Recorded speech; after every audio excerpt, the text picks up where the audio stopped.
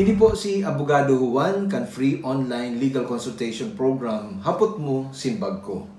Ang kaputan po ngunyan manungod po sa warrant of arrest. Permita po bagang nadadangog ang warrant of arrest. Pero ano po ang warrant of arrest? Ang warrant of arrest po sarong papel, sarong dokumento, sarong legal process na pigi-issue po ni kan huwes, kan judge.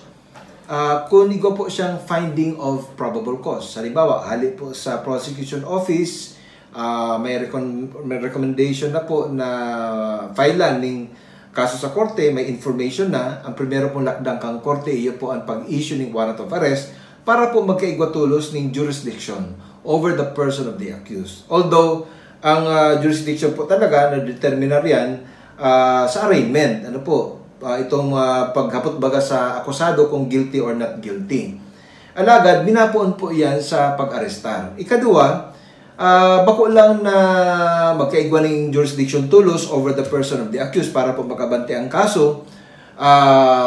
Kundi, iyan po pag-asigurar man na ang akusado will have his fair day in court. But sabihin, ito pong due process requirements for him or her to be able to confront the complainant, the private complainant or the prosecution and their witnesses in the course of the trial. Ngunyan, ang kaputan po, kung may expiration ng warrant of arrest, may pong expiration ng warrant of arrest.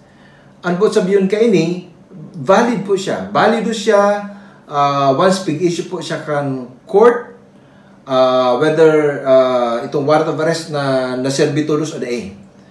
Ang lifetime po kang warrant of arrest, matatapos lang kung ang warrant of arrest na iserbi na po duman sa arrestaron o duman sa akusado. O kaya pigquash ang warrant of arrest. Move for the quashal of the warrant of arrest based on the grounds provided for in the revised rules of criminal procedure. O kaya pig-recall po kang huwes. Halimbawa baga dyan, itong kung nag-voluntary surrender naman lang, yao na si akusado, di mayo naman pong saysay, mayo na pong gamit ito pong warrant of arrest. Alagad, sigun po sa Section 4, Rule 113 of the Revised Rules of Criminal Procedure, igo pong pigaapod na 10-day rule.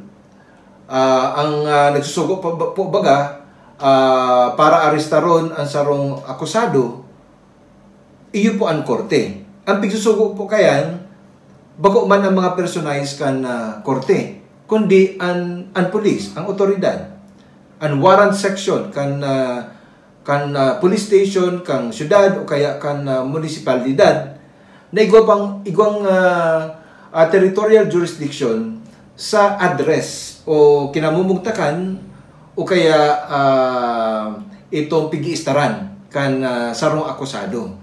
So sinda po ang pigsusugo ay pigtatawan po siya ning sinda nin 10 days. Iyon na po yan si first 10 10 days para po maiserbi ang warrant of arrest. After the expiration of 10 days, naiserbi man ang warrant of arrest o dai, kay puan po mag-report ang arresting officer or warrant officer sa korte na nagsugo sa inda para ipaaram kung anong nangyari na duman sa warrant of arrest. Ang katuyan po kaini para araman kang korte kung ito baga naiserbi o nag-bail baga ang akusado if the crime charge is bailable o kung naikunkun na baga sa karusil ang akusado. So iyo po yan ang pick-upod na 10-day rule. Tapos ikaw pong 10 days para po mag-report. So first 10 days is allotted for the service of the warrant of arrest to the accused and bring the person of the arrested person in court. Ang ikaduwa po na 10 days, itong after the lapse of the 10-day period pursuant to Section 4, Rule 113 of the Revised Rules of Criminal Procedure, iyo po yan si peryodo para po maipaaram itong pick-upod na return o report. Maipaaram po sa korte kung nadakop o naarestar o dai ito pong akusado. As in, may pasabot sa korte kung ano ang mga rason, mga sirkumstansya.